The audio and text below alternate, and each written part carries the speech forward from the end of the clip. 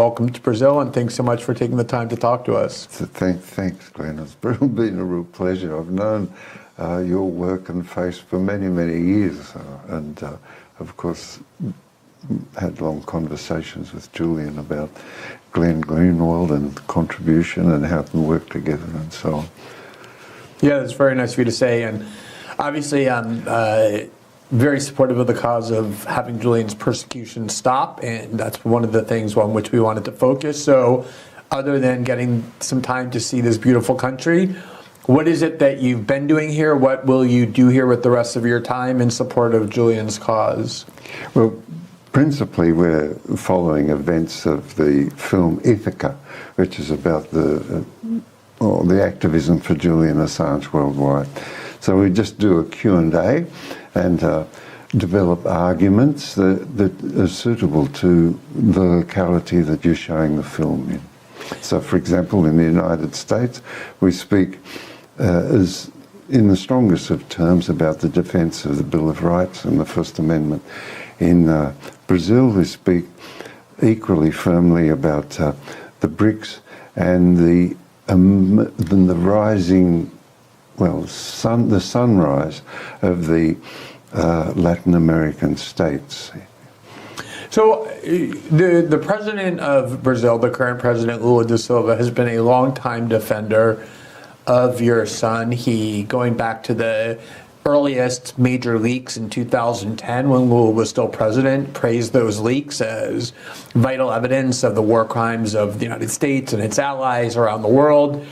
He has been an outspoken defender in between the time he served as president then and ran for president successfully again now, and continues to depict Julian's prosecution as persecution, very strongly condemning the Biden administration, the British government, for keeping Julian locked up. Have you been able to have contact with his government, with officials in his government, either in Brasilia or around the country? And if so, what have you been able to hear from them? We met with the Minister for Foreign Affairs, who was very helpful and took half an hour for the meeting, and then engaged in photo opportunities, which he pumped out into the internet and to the news services through his facilities. So that was very good. But the principal thing is to generate support, crystallise support within the population, because we understand that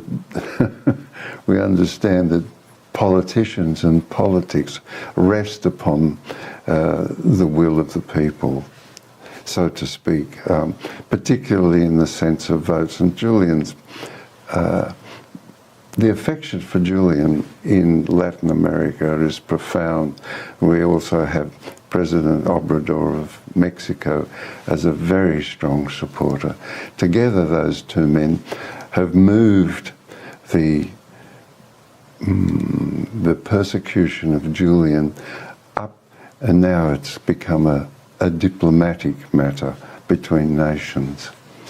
This is a story I've been covering for a long time. Obviously, I covered WikiLeaks almost from the very beginning, even before those leaks I just mentioned. It enabled me to develop a real sense of admiration for Julian and his work, and ultimately a friendship. So it's something I've been very interested in on numerous levels over these many years. And the thing that seems, to me at least, to be most significant in terms of what has changed is that your government and his, the Australian government, people forget Julian has never been a citizen of the United States, nor is he one now. He's a citizen of Australia.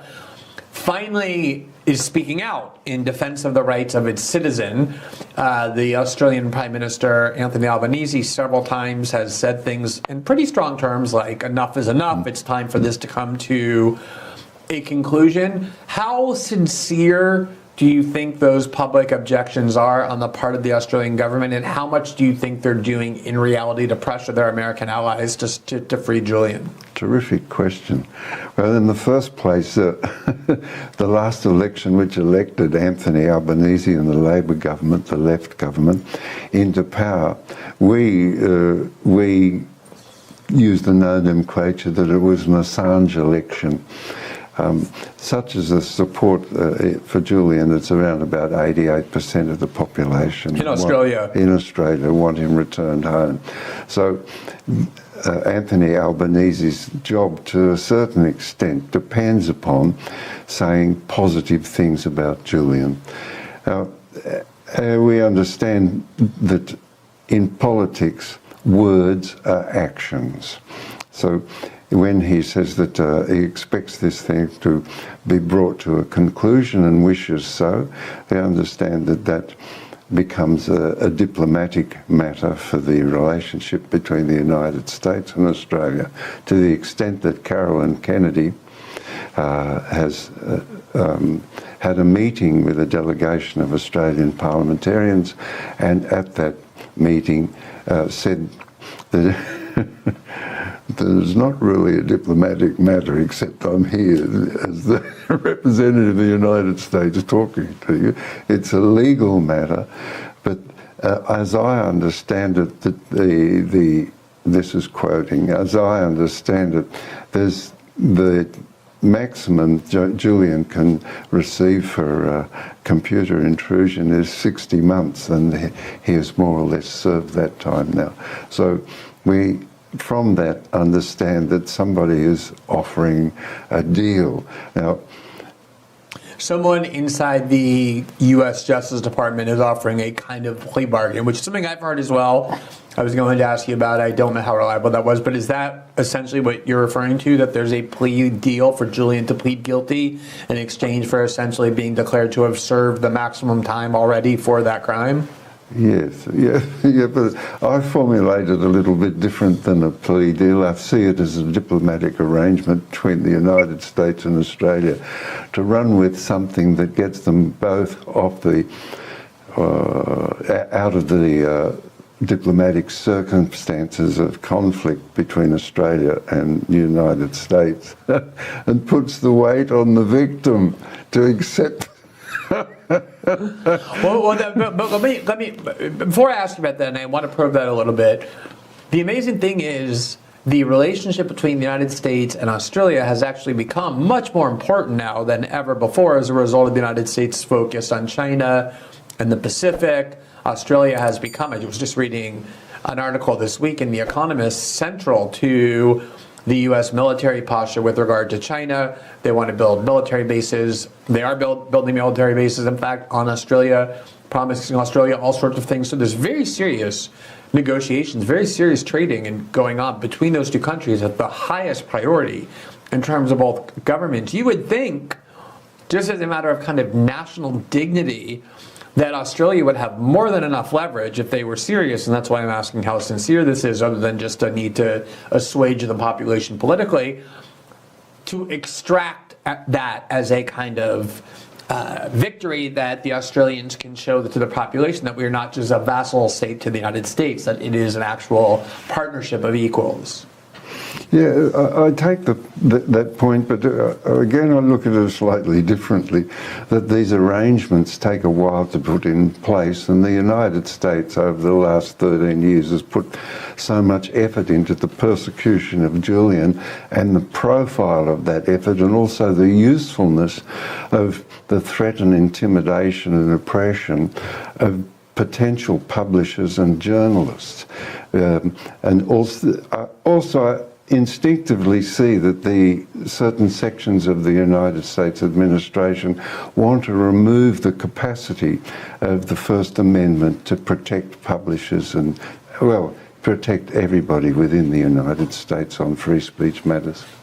So when we get back to that issue of the potential plea bargain as a way out for both the U.S. and Australia, where Australia gets to say we got our citizen back, the U.S. gets to say we convicted Julian Assange of crimes to which he's pled guilty, and that vindicates what we were doing all along. I don't think anyone can judge whatever Julian does. He has been an effective president in the Ecuadorian embassy for 8 years first, and now he's been in a very harsh prison in Belmarsh for, what is it, going on 4+ years, more than a decade of his life consumed by this battle. At the same time, I visited Julian, I believe, in 2018, and although he was definitely, that was the last time I spoke to him and saw him in person, that he was definitely affected by what was going on. He was also very, very determined and principled at the same time. He's obviously somebody who made a choice in life to confront the world's most powerful people and understood what that would likely entail. Is that something you think he would be willing to do, namely plead guilty to crimes that, having known everything that I know about this case, he actually did not commit, as a way of finally getting out of detention in prison? Well, I can't say, Glenn, I can't say. It's very difficult to answer that. I mean, I only can answer it from within my own personality, character and imagination. However, what I can say is that the circumstances of placing the onus of solution on the victim are not comfortable. And the second is that every single human right, due process, conventions of asylum have been abrogated in the case of Assange. The person, Julian Assange, is now offered an arrangement whereby he has to entrust the United States after his experience, after 13 years of experience of the United States and its Department of Justice, trust them to their word. Well, this is really a very difficult. But by that, do you mean the arrangement would be he would go back to the United States, stand trial, or appear in a federal court in the United States in order to plead guilty, and then trust their word that based on that plea deal, he would then be released back to Australia? Is that the trust element you're talking about? That's one of them. That, travel to the United States is just out of the question. You can't put yourself in the hands of people who are obviously trying to kill you. But that's one. And the second one is that they say, oh, okay, you can go home to Australia, off you go. And then the minute you get to Australia, oh, but we forgot this charge. We neglected to do this, and so on and so forth. They continue to hound you to the end of your days. I mean, what Julian what I imagine, what is possible for Julian to utilise is that the support for a solution to this matter continues to grow, a diplomatic arrangement.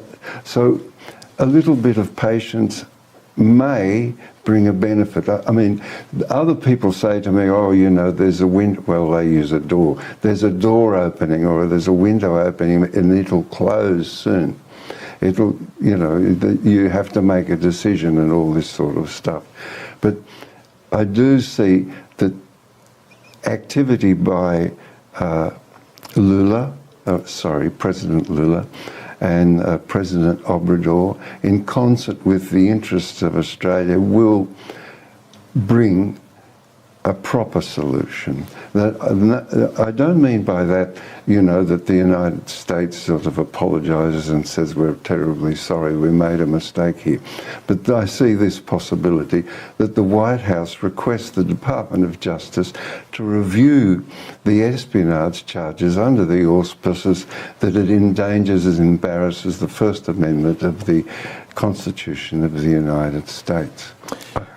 The hypothesis I've had for some time now, and I'm wondering what you think of it, is that there is no interest at all that the Biden administration has in bringing Julian Assange to American soil, putting him on trial in a federal courthouse in the Eastern District of Virginia, which is where he would be tried, allowing that media circus to distract from everything that Joe Biden would want to be doing, enabling Julian to go on the stand, having the world know that Joe Biden is trying to become the first ever president to prosecute a publisher under the Espionage Act, allowing every foreign leader, as they already do, to point to this case whenever the United States tries to use its soft power to criticize those other governments, that what they really wanted is what they've gotten, which is the destruction of WikiLeaks, the incapacitation physically and mentally of Julian for all these years.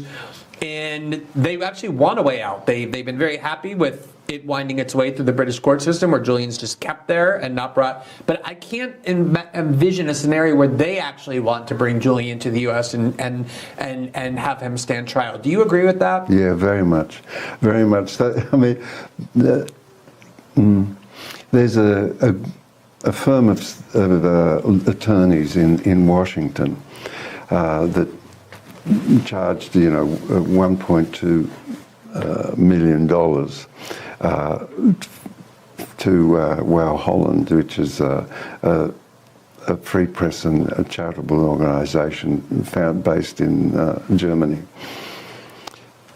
Now, should those firm of attorneys find a solution, they get paid 1.2 million, okay, but the government will give them contract after contract in the hundreds of millions. So we understand that those that find a solution to this matter for the government will be given benefits here.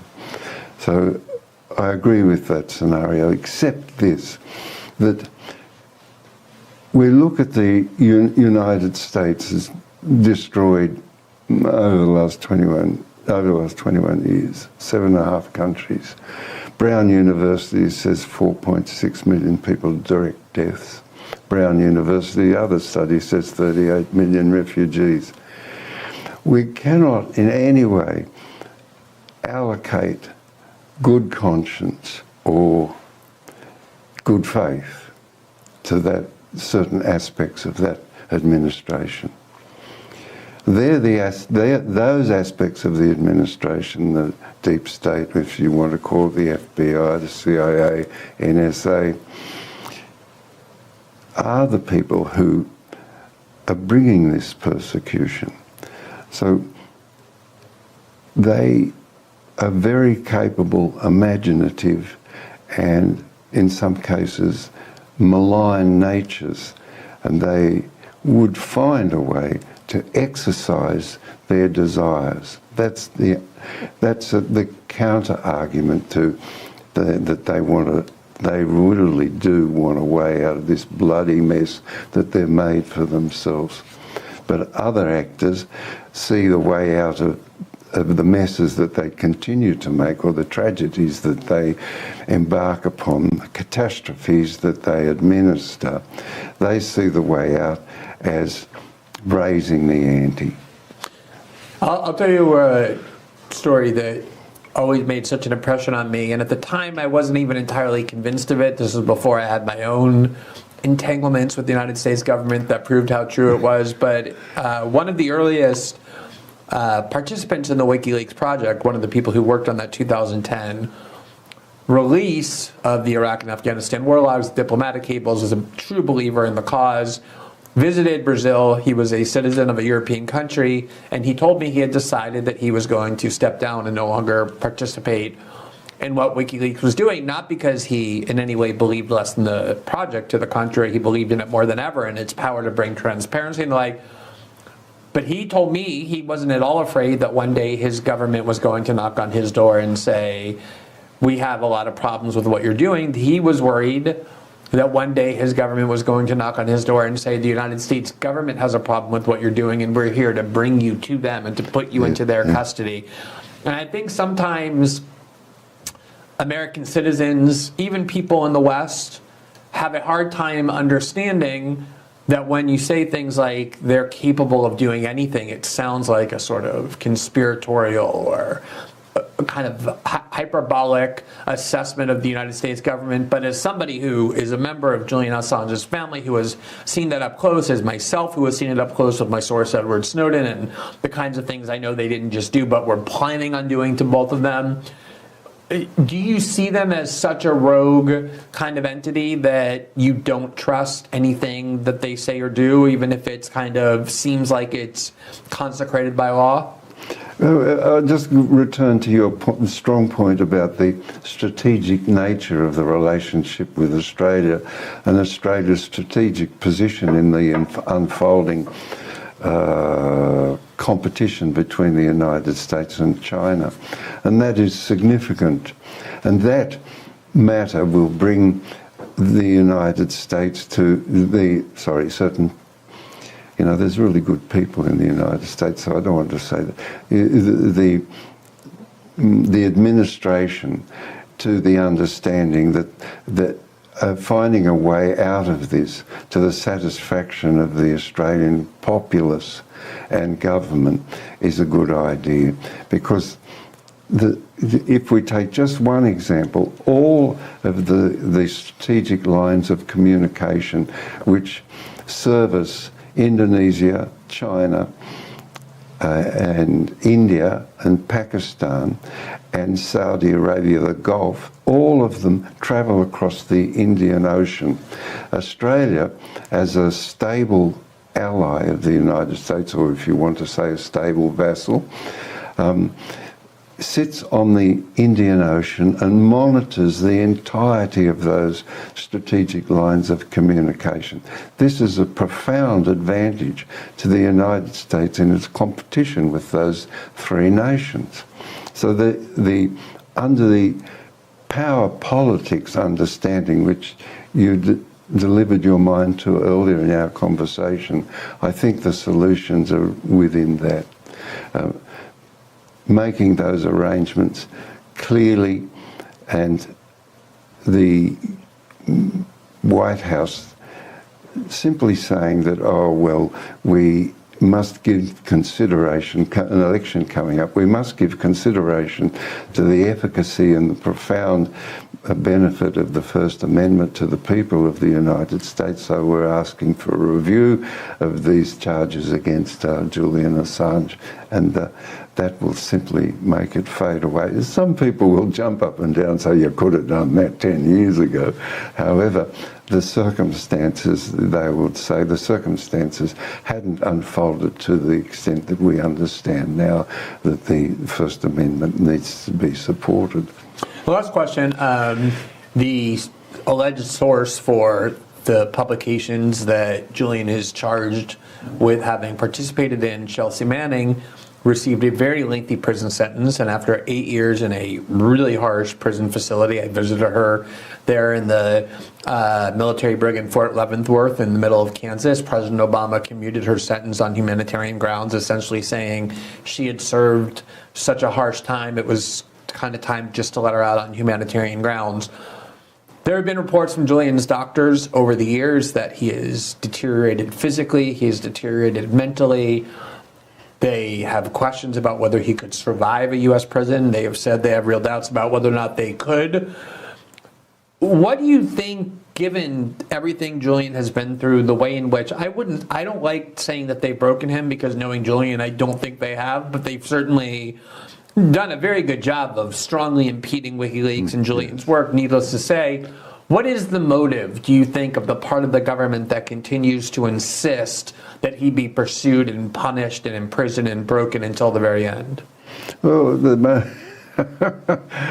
it's pretty clear. They don't want Glenn Greenwald to take up a position with the eminence of let's say the New York Times in the distribution of information and knowledge into the United States, and as a consequence being in English, to reverberate around the world. They want you to worry, which is, I think, been pretty effective in corporate media, really effective. You don't mean effective in terms of me specifically, but you mean effective in terms of media in general? To make it clear, in terms of corporate media. Absolutely. Okay, they've repressed corporate media. We see that all the time.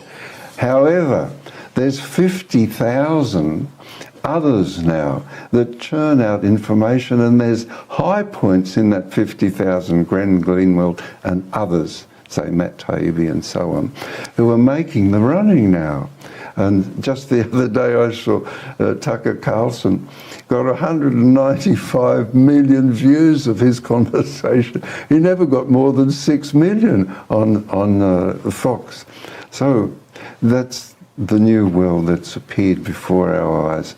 And I hope that Julian can be welcomed back into it. I hope so too, and I don't think I've ever been more optimistic that we're coming to a resolution. It sounds like, at least with caution, you have that same view. So hopefully Julian will be out and free and doing what he does best shortly. I hope your trip here in Brazil helps that cause as well. And I really let me just ask you, because there is usually an attempt by people who hear this, and most of the viewers of our show by definition support independent media, support the idea that people are supposed to be adversarial to the U.S. government. People who do support Julian's cause, what is it that they can do to help?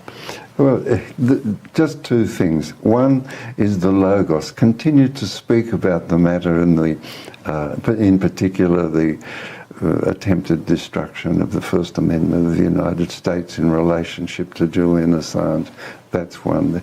The other is to speak to Congress people. I mean, they depend upon citizens of the United States for their living, and they must adjust their policies to circumstance.